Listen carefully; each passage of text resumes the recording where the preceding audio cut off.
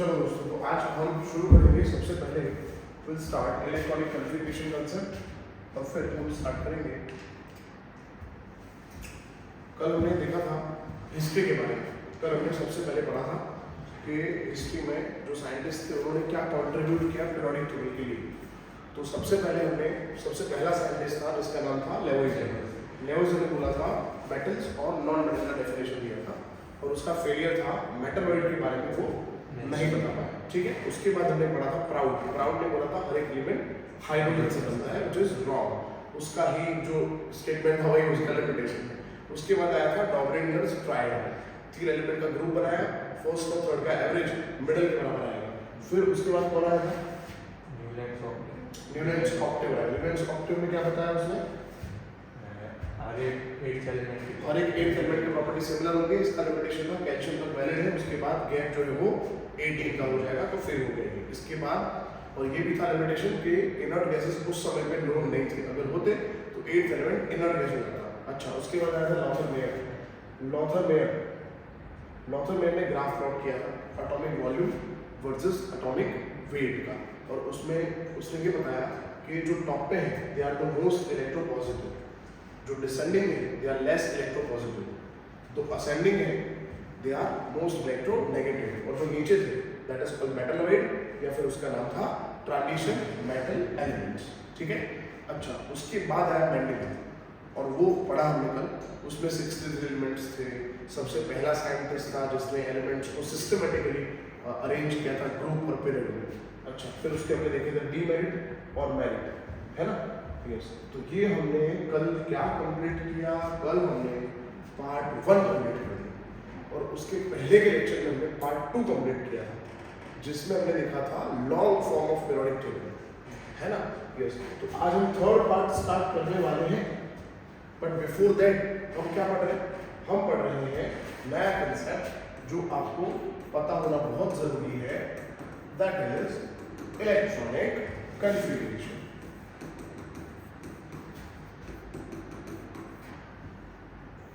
मतलब मैंने first lecture में आपको पढ़ाया था कि अगर आपके पास कोई एलिमेंट का नंबर है तो उसका पीरियड और ग्रुप कैसे फाइंड करें और ब्लॉक कैसे फाइंड करें, है ना? तो ऐसे ही आपके पास इलेक्ट्रॉनिक कॉन्फ़िगरेशन है तो फिर कैसे पता चलेगा कौन सा एलिमेंट है, या फिर एलिमेंट है तो उसका कॉन्फ़िगरेशन कैसे पता चलेगा, ये आज हम पढ़ रहे हैं। ठीक है, यस। तो दो तरीके हैं, एक तो लेंथी तरीका है जो कोर तरीका है, मतलब ओरिजिनल तरीका, और दूसरा है जो एलिमेंट का कॉन्फ़िगरेशन जानना है आपको, उसका ग्रुप नंबर पता लगा लो, क्योंकि हर एक ग्रुप का कॉन्फ़िगरेशन सेम होता है। हमने पढ़ा है ग्रुप में प्रॉपर्टी रिपीट होते हैं, तो हर एक ग्रुप का जनरल कॉन्फ़िगरेशन सेम होगा, उसके अकॉर्डिंग भी निकल जाएगा। चलो, अब सबसे पहले दोस्तों एटॉमिक नंबर जो है, जो भी एलिमेंट्स हैं 118 एलिमेंट, उन सब के एटॉमिक नंबर के अकॉर्डिंग हमने पीरियोडिक टेबल में उसको अरेंज किया है। तो सबसे पहले एटॉमिक नंबर का मतलब क्या होता है? तो एटॉमिक नंबर का मतलब होता है, एटॉमिक नंबर का सिंबल है Z और इसका मतलब होता है नंबर ऑफ प्रोटॉन्स। क्या होता है? प्रोटॉन मतलब P+। अच्छा, प्रोटॉन कहाँ होते हैं? बीच में होते हैं, न्यूक्लियस में होते हैं, और न्यूक्लियस में न्यूट्रॉन भी होते हैं, और उसके आसपास, प्रोटॉन के आसपास क्या होता है?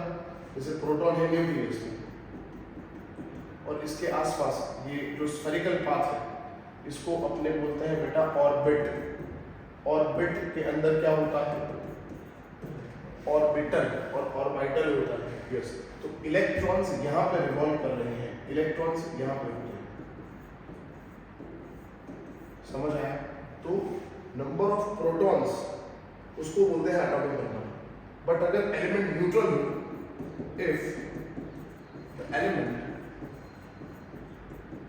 इज न्यूट्रल, अगर एलिमेंट न्यूट्रल है तो number of proton is equal to क्या होगा? याद रहेगा? जैसे अगर दोस्तों मैं लिख रहा हूँ सोडियम, तो सोडियम का नंबर क्या है? 11। तो सोडियम के ऊपर कुछ लिखा है, चार्ज नहीं लिखा ना, तो इसका मतलब इसमें प्रोटॉन कितने हैं? 11, और इलेक्ट्रॉन भी 11 ही, क्योंकि उसका कोई चार्ज नहीं है। समझ में गया? अच्छा, अब प्रोटॉन का लोकेशन तो पता है, बीच में होते हैं। इलेक्ट्रॉन कहाँ होते हैं? तो ऑर्बिट या ऑर्बिटल में होते हैं। अब ऑर्बिट का मतलब शेल होता है, जैसे न्यूक्लियस के पास फर्स्ट शेल, फिर सेकंड शेल, फिर थर्ड शेल, फिर तो अलग अलग शेल में अलग अलग ऑर्बिटल होते हैं, है ना? यस। तो अब इलेक्ट्रॉन जो है, electrons are arranged according to energy levels of orbitals. Electrons को हमें कैसे अरेंज करना है, तो ऑर्बिटल का हमें क्या देखना पड़ेगा? हाँ, लोएस्ट एनर्जी जिसकी होगी, lowest energy levels are filled of first.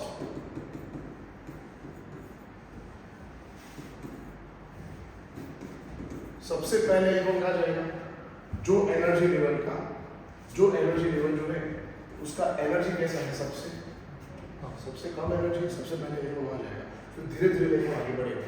तो दोस्तों बहुत इजी, न्यूक्लियस के पास जो शेल है उसका एनर्जी सबसे कम होता है, फिर धीरे धीरे इलेक्ट्रॉन दूर जाएगा, फिर दूर जाएगा, फिर दूर जाएगा, फिर दूर जाएगा, ठीक है?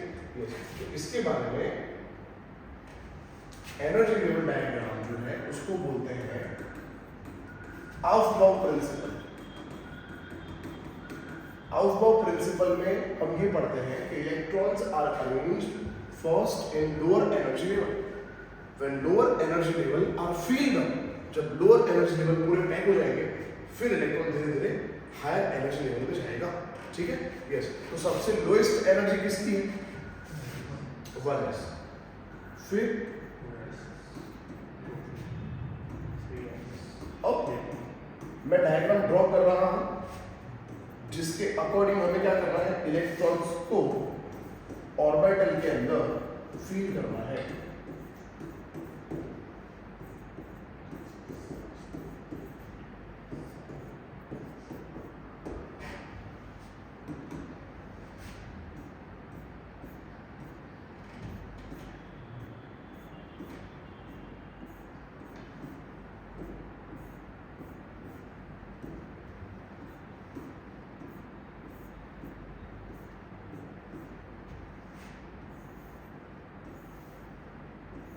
देखो 1s से अगर हम स्टार्ट करें ना, तो लाइन जो मैंने ड्रॉ करी वो लाइन हमें छोड़नी नहीं है, उस लाइन को फॉलो करना है।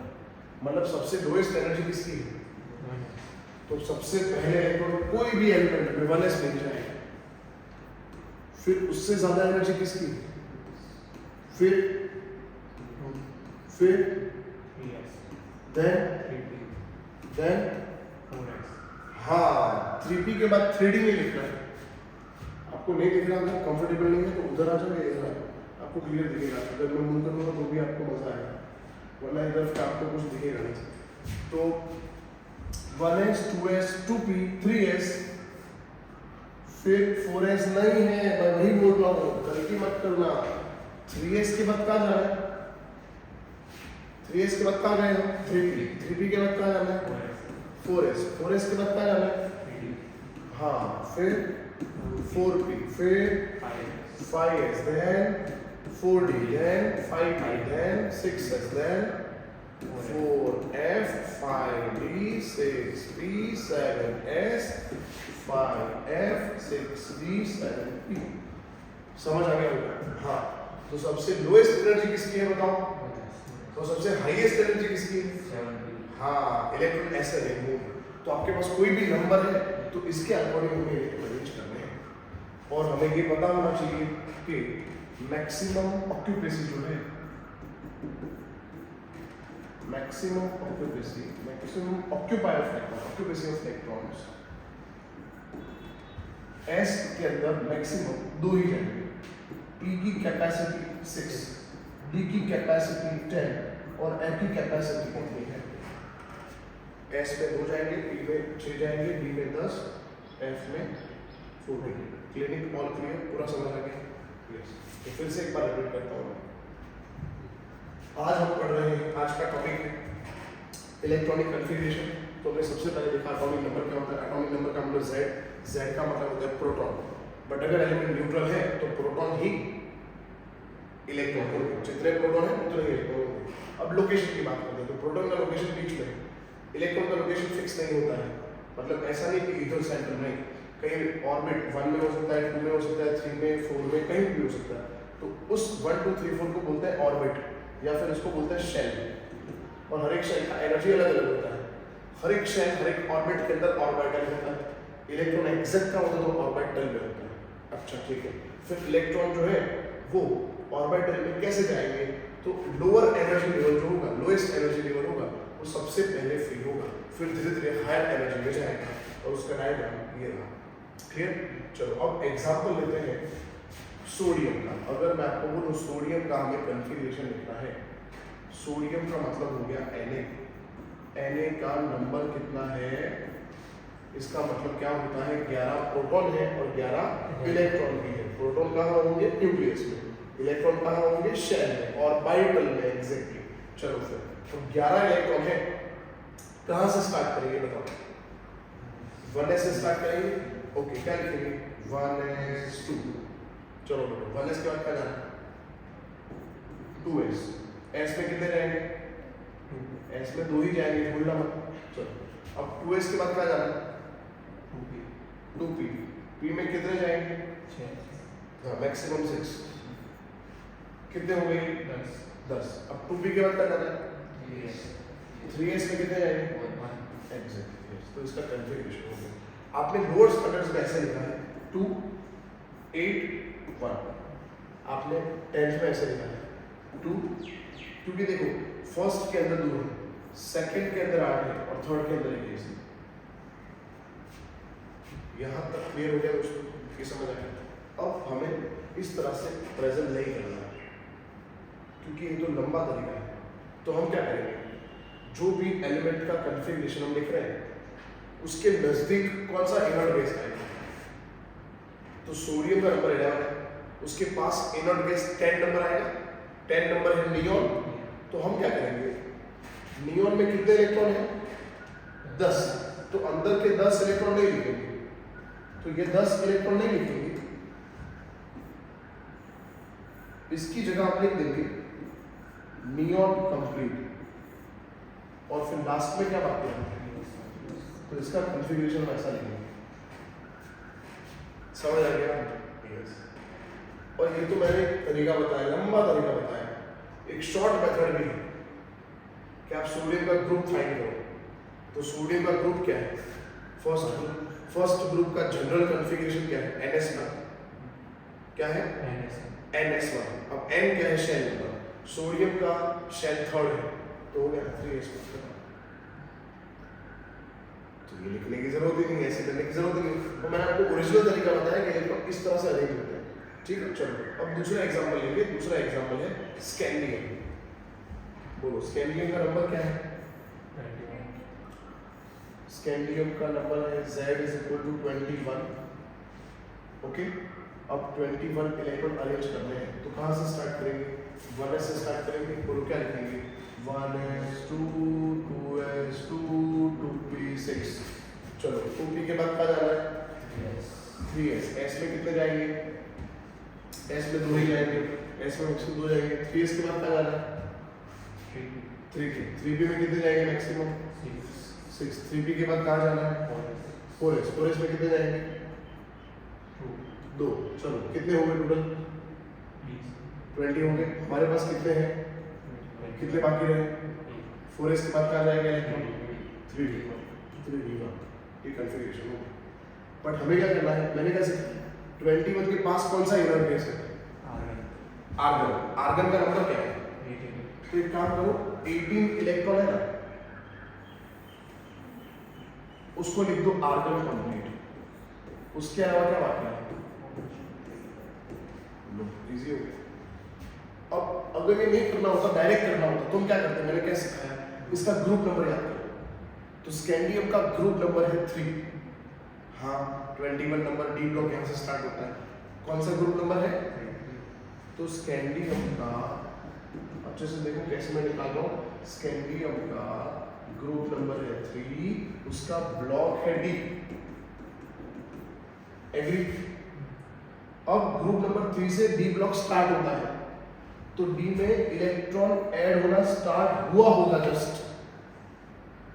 और डी ब्लॉक कब कंप्लीट होता है? जब मतलब डी स्टार्ट कब होता है? जब कौन सा ब्लॉक कंप्लीट हो गया फिर डी स्टार्ट होता है। डी के आगे कौन है? एस। तो एस फुल्ली फिल्ड हो गया होगा ना, तब तो डी स्टार्ट हुआ होगा। हाँ, और ग्रुप नंबर 3 मतलब आउटर मोस्ट शेल में कितने इलेक्ट्रॉन होंगे? 3। 3 मतलब 3 होंगे। अच्छा, तो हो गया ना 3 इलेक्ट्रॉन। और हमें ये तो पता ही है इसका नंबर 21 है, तो इसके आगे क्या लिखना है? अच्छा चलो, स्कैंडियम का पीरियड नंबर क्या है? कौन सा डी ब्लॉक कौन से पीरियड से स्टार्ट होता है? 4th, तो 4s, तो डी उससे कम होगा। देखो आगे। अच्छा हाँ, फिर हुआ यस, बोर्स हो जाएगा। फिर से रिपीट करो, फिर से एक बार रिपीट करता हूँ। कोई भी एलिमेंट दिया है, अगर ये मेथड फॉलो नहीं करना तो दूसरा मेथड क्या बताया मैंने? वो एलिमेंट का क्या लिखना है? ग्रुप लिखना है। फिर क्या लिखना है? ब्लॉक लिखना है। चलो ठीक है। अब फिर हमने क्या किया? तो 21 जो है उसके पास में कौन सा इनर्ट गैस है? तो 18 आर्गन, तो हमने आर्गन लिख दिया। आर्गन के अलावा कितने इलेक्ट्रॉन बाकी रहे? 18 और 21 में कितना गैप है? 3 का गैप है। और वैसे भी ग्रुप नंबर 3 है तो 3 इलेक्ट्रॉन होंगे इसके अंदर। अच्छा ओके, फिर हमने क्या किया? हमने ये किया कि हमने याद किया डी ब्लॉक स्कैंडियम से स्टार्ट हो रहा है, तो डी में इलेक्ट्रॉन एंटर होना स्टार्ट हुआ होगा। तो डी में सबसे पहला इलेक्ट्रॉन एंटर हो गया, तो डी 1 है, तो टोटल 3 इलेक्ट्रॉन थे, तो एक यहाँ पे है तो 2 यहीं पे होंगे। यस, तो फिर हमने लिखा इसका पीरियड 4 है, इसलिए लिखा 4 और फिर लिखा 3। क्लियर हुआ? यस। चलो फिर अब मैं आपको बता देता हूँ हर एक ग्रुप का कॉन्फ़िगरेशन। एवरी ग्रुप, हर एक ग्रुप का कॉन्फ़िगरेशन क्या होता है। जैसे ग्रुप 1 है, तो ग्रुप 1 का कॉन्फ़िगरेशन क्या लिखते हैं हम जनरली? ग्रुप 1 का कॉन्फ़िगरेशन क्या लिखते हैं? NS1। भाई बहुत इजी चीजें मैं डिस्कस कर रहा हूँ। ये ग्रुप 1 है। ग्रुप 1 मतलब कौन सा ब्लॉक?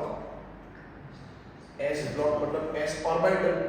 तो S ऑर्बिटल में मैक्सिमम 2 इलेक्ट्रॉन होते हैं, तो इसमें S1 होगा और इसमें S2 होगा। बहुत इजी, खत्म। समझ आया? इसका कॉन्फ़िगरेशन क्या होगा? पूरे ब्लॉक का कॉन्फ़िगरेशन क्या होगा? S1। इसका क्या होगा? S2। समझ आया? इसके आगे लिखना है स्मॉल n, इसके आगे स्मॉल n। ये n क्या है? पीरियड नंबर क्या है? जैसे H का कॉन्फ़िगरेशन क्या है तो उसका पीरियड क्या है? तो लिखो 1s1। जैसे इसका लिखना हो तो इसका पीरियड नंबर क्या है? तो इसको लिखो 5s1। कितना इजी है। इसका लिखना है यार, कितना इजी। और सब 7s1 लिखा तो ये तो एक ही इलेक्ट्रॉन हुआ, इसमें तो 87 इलेक्ट्रॉन है। अरे पर इसके आगे कौन सा इनर्ट आया? 86। 86 कौन है? रेडॉन। तो क्या लिखोगे? Radon complete 7। यस, कितना इजी भाई, समझ आएगी? अच्छा अगेन, ये FR है। FR का जो नंबर है, नंबर क्या है FR का? 87। तो 87 लिखने के लिए क्या कंप्लीट लिखना पड़ेगा? 86। 86 कौन है? रेडॉन का सिंबल क्या है? देखो RN। तो क्या लिखेंगे? RN complete.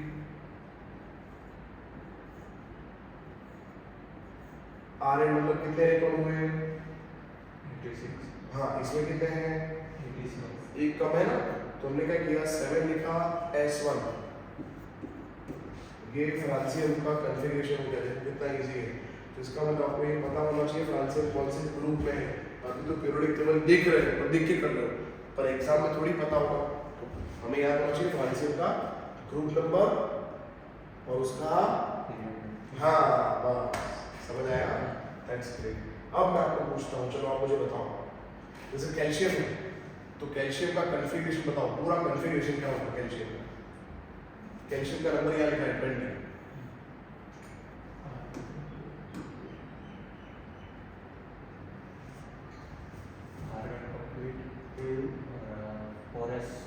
Very good. देखो 20 नंबर है, बराबर। तो इसका S2 होता है और इसका पीरियड 4 है, तो 4s2 हुआ, तो 4s2।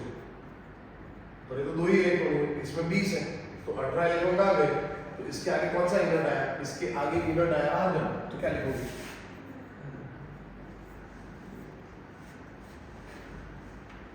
पल्ले पड़ा। अब एस ब्लॉक नहीं, सबके लिखने हैं ऐसे, ये आज का काम है पहला। फिर आगे बढ़ेंगे, नया टॉपिक स्टार्ट करेंगे। तो आपको समझ आ गया होगा। मैं यहाँ पे फिर से एक बार रिपीट कर देता हूँ, बोल देता हूँ। इन सबका कॉन्फ़िगरेशन होगा दोस्तों NS1, इन सबका कॉन्फ़िगरेशन होगा NS2। अब सुनो, सबका कॉन्फ़िगरेशन बोल रहा हूँ, सुनो। इसका 1s1 पर लिखेंगे helium complete 2s1, neon complete 3s1, argon complete 4s1, krypton complete 5s1, xenon complete 6s1, radon complete, yes very good. चलो इसका helium complete 2s2, neon complete 3s2, argon complete 4s2, krypton complete 5s2, xenon complete 6s2, radon complete. Very good, बहुत बढ़िया। तो again S block का general configuration है NS1 to NS2, ये S block का general configuration होगा। Clear है? Next करें। चलो अब ये थोड़ा कॉम्प्लिकेटेड है, तो पहले पी ब्लॉक करते हैं। चलो अब पी ब्लॉक स्टार्ट हुआ तो पी में मैक्सिमम इलेक्ट्रॉन कितने आते हैं? 6। तो स्टार्ट 1 से होगा, तो इसका मतलब इसका कॉन्फ़िगरेशन होगा P1। समझ आया बेटा? इसका क्या होगा? इसका P3, P4, P5, P6। Clear? हम शेल को N लिखते हैं, तो लिखेंगे ना NP1, NP2, NP3, NP4, NP5, NP6। और P आया कब आया? जब S पैक हो गया तब तो आया। तो इसके आगे क्या लिखना पड़ेगा? क्या लिखना पड़ेगा? सब में लिखना पड़ेगा NS2 NP1, ये ग्रुप 13 का है। NS2 NP2, NS2 NP3, NS2 NP4, NS2 NP5, NS2 NP6। क्योंकि वैसे भी इजी है। 13 मतलब आउटर मोस्ट शेल में 3 इलेक्ट्रॉन होंगे, तो हो गया ना 3। देखो S में 2, P में 1, 3 हो गए। चलो 14 मतलब आउटर मोस्ट शेल में कितने इलेक्ट्रॉन होंगे? 4, तो हो गया ना NS2 NP2। 15 मतलब NS2 NP3, NS2 NP4, NS2 NP5, NS2 NP6। Clear हो गया? That's it. अब जैसे मुझे लिखना है सिलिकॉन का configuration,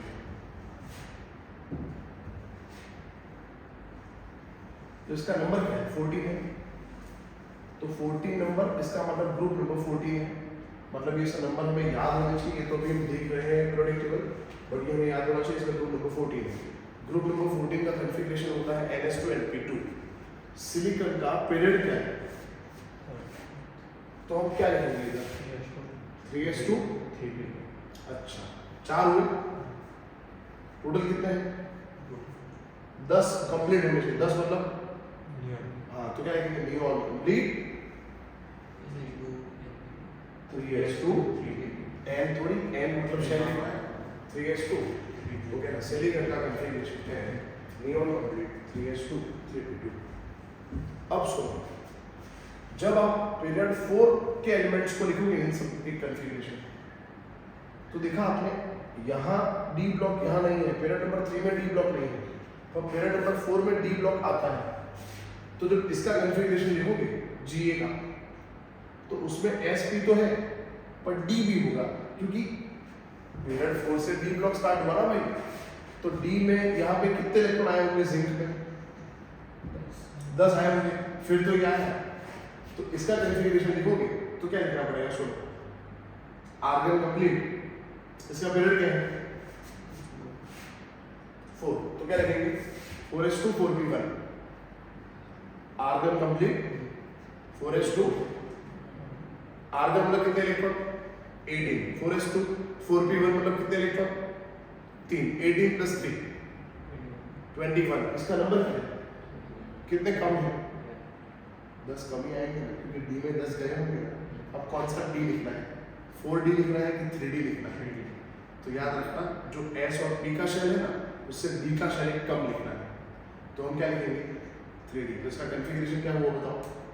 argon complete 3d10 4s2 4p1। Clear दोस्त? आप बताओ GE का कॉन्फ़िगरेशन क्या होगा? आर्गन कंप्लीट 4s2 3d10 देखो इसके आगे ये आया तो 3d10 4s2 4p2। इसका argon complete 3d10 4s2 4p3। हाँ यार समझ गए। अब जब आप यहाँ आओगे ना 6th में तो आपको D तो लिखना ही है, साथ में F भी लिखना है, क्योंकि देखो यहाँ पे एक गैप आया जिसमें F ऐड हुआ। तो अगर इसका कॉन्फ़िगरेशन लिखना होगा Tl का थैलियम का तो क्या लिखेंगे? सुनो, इसके आगे यूनिट आया ज़ेनॉन तो लिखेंगे ज़ेनॉन कंप्लीट। पीरियड क्या है तो क्या लिखेंगे? 6s2 6p1। 6s और 6p के आगे 5d आएगा, लिखेंगे 5d 10 और 5 से भी एक कम 4f 14। तो पूरा कॉन्फ़िगरेशन सुनो इसका, xenon complete 4f 14 5d 10 6s 2 6p। हाँ समझ आया? तो इस तरह से हम सबका जनरल कॉन्फ़िगरेशन लिख सकते हैं।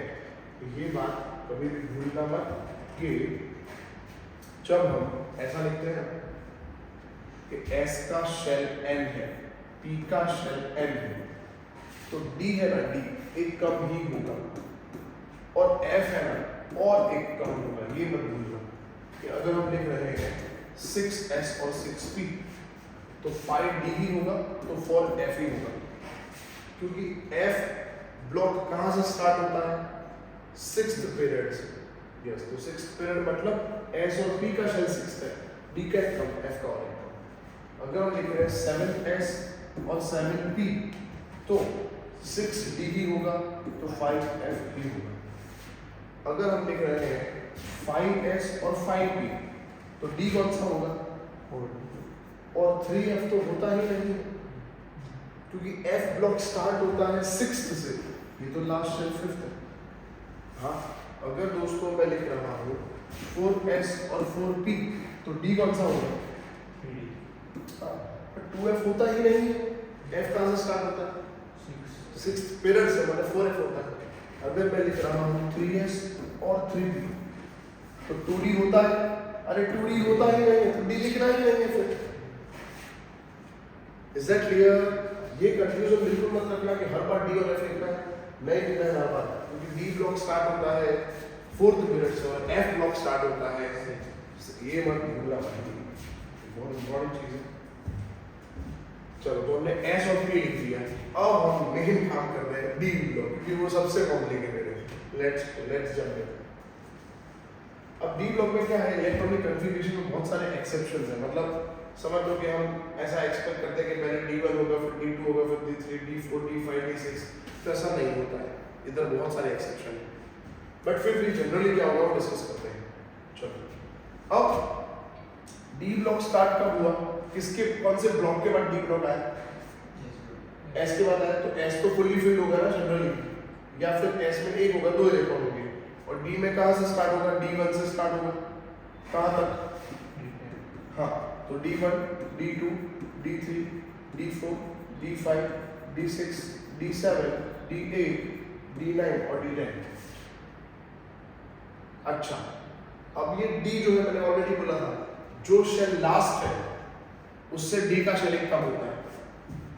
तो अगर इसका पीरियड 4 है तो इसमें अगर 4s लिखेंगे तो 3d लिखना है। समझ आया मैं क्या बोल रहा हूँ? इसका पीरियड 4 है तो d 4d नहीं होगा, इसका पीरियड 4 है तो 4 से कम होगा, मतलब 3d।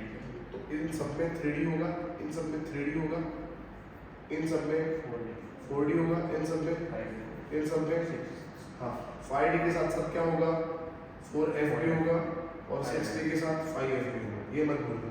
चलो फिर ठीक है, तो इसमें अगर मैं लिख रहा हूँ d1 तो लिखना पड़ेगा s2। तो इन सब का जनरल कॉन्फ़िगरेशन में ऐसा लिखूंगा कि ns में 1 से 2 इलेक्ट्रॉन है तो n-1d में 1 से 10 इलेक्ट्रॉन होंगे। फिर से बोल के समझ आ गया, S का जो शेल होगा उससे D का शेल एक कम होगा। हाँ, तो अगर मैं बोलूँ इसका ग्रुप नंबर 9 का कॉन्फ़िगरेशन क्या होगा, तो आपको ऐसा बोलना है कि सर 9 है तो इसका मतलब 9 इलेक्ट्रॉन आउटर मोस्ट शेल में होंगे। अब 9 इलेक्ट्रॉन है तो S फुल्ली फिल्ड है, मतलब S2। अगर S2 हो गया तो D में कितने इलेक्ट्रॉन गए होंगे, 7। तो इसका कॉन्फ़िगरेशन क्या हुआ, S2 D7। अच्छा S कौन सा, तो 4s, तो 4s2 3d7 argon complete 4s2 3d7। समझ आया? चलो तो ये S ब्लॉक की बात हो गई, P ब्लॉक की बात हो गई, D ब्लॉक की बात हो गई। अब F ब्लॉक, अब F में बहुत सारे कहानी में ट्विस्ट है, तो वो मैं आपको बताता हूँ क्या है। तो F ब्लॉक का जब हम कॉन्फ़िगरेशन लिखेंगे तो F ब्लॉक कब आया, जब S ब्लॉक कंप्लीट हो गया, मतलब इसमें S में 2 इलेक्ट्रॉन होंगे, तो मैं लिख दूं NS2। अब F ब्लॉक आया तब D ब्लॉक भी तो कंप्लीट हो गया ना, देखो 57 नंबर आया, कंप्लीट हुआ, मतलब ऐसा बोल सकते हैं कि D में इलेक्ट्रॉन जो है वो स्टार्ट भी होंगे, मतलब इलेक्ट्रॉन भी होंगे कहीं ना कहीं, और F में भी एंटर होना स्टार्ट होंगे। और F में मैक्सिमम इलेक्ट्रॉन कितने आते हैं, F के अंदर मैक्सिमम 49 है ना, तो स्टार्ट F1 से होगा ना, F1 F2 अप टू 40। पर F में इलेक्ट्रॉनिक कॉन्फ़िगरेशन में बहुत सारे एक्सेप्शंस हैं, फिर से बोल रहा हूँ, F के इलेक्ट्रॉनिक कॉन्फ़िगरेशन में बहुत सारे एक्सेप्शंस हैं। तो हम ऐसा एक्सपेक्ट नहीं करेंगे कि F के अंदर इलेक्ट्रॉन 1 2 3 4 5 6 ऐसा आना जरूरी नहीं है, ठीक है। तो हम क्या लिखेंगे, S का जो शेल होगा उससे D का शेल कम होगा, तो क्या लिखेंगे N-1D, और F क्या लिखेंगे N-2F। चलो D में इलेक्ट्रॉन मैक्सिमम कितने आते हैं दोस्तों,